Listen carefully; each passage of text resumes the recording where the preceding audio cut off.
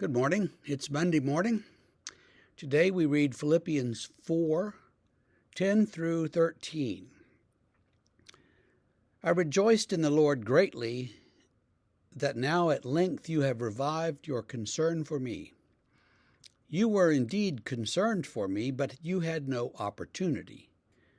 Not that I'm speaking of being in need, for I have learned, in whatever situation I am, to be content. I know how to be brought low. I know how to abound. In any and every circumstance, I have learned the secret of facing plenty and hunger, abundance and need. I can do all things through him who strengthens me.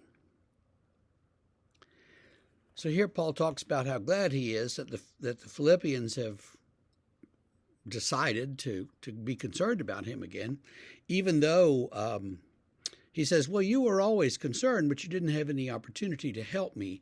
And now that you do, it's great that you're on my side. And he says, but don't worry, because I've learned how to deal with every situation. And he says he's content no matter whether he has a lot or whether has very little, whether he's in prison or whether he's free. Whatever happens, Paul is content. And we could learn something from that, because so many people in our world are not content. They want more. They want to buy a bigger house. They want a better car. They want, this and that and the other. And they buy every last little thing that comes along.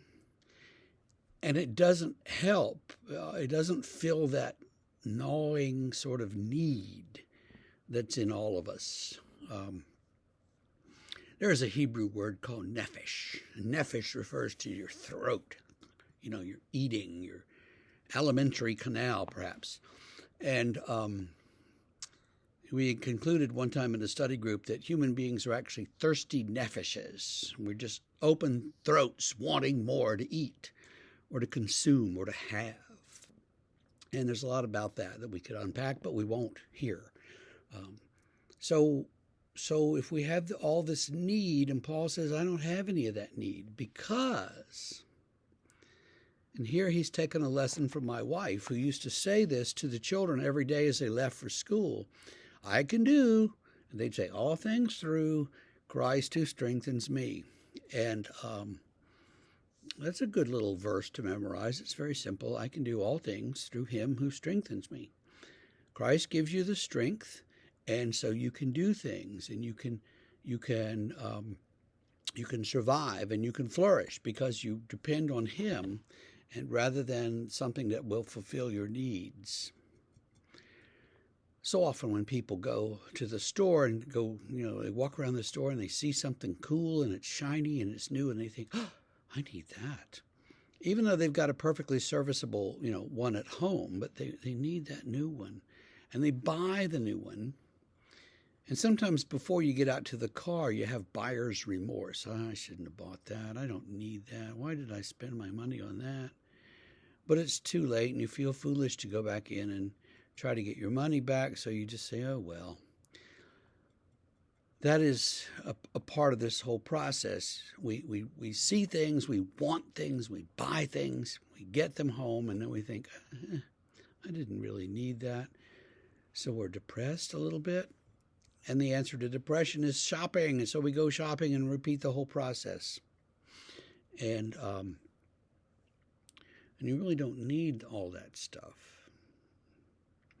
So think about what you need and think about what you want. And there's a distinction there, needs and wants. So figure that out. And then look at your needs and say, well, gosh, Christ provides most of those things for me. And just depend on him. And say this verse again. I can do all things through him who strengthens me. He gives me strength. He gives me contentment. He gives me the power to be happy no matter my physical circumstances. That's the key. So I hope that you have a great day, and I hope that you remain content.